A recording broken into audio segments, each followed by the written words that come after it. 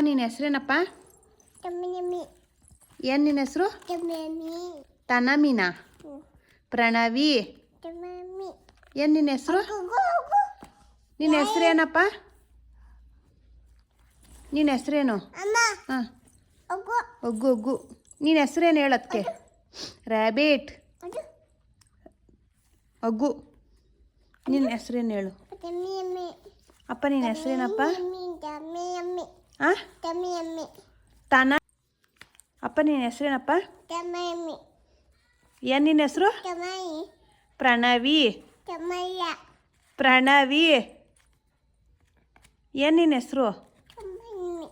ಹಾಂ, ತಮಮಿ ಅಲ್ಲ, ಪ್ರಣವಿ ಹೇಳು. ತಮ್ಮಮ್ಮಿನಾ? ನಿಂಗೆ ಯಾರು ಕಂಡ್ರೆ ಇಷ್ಟ?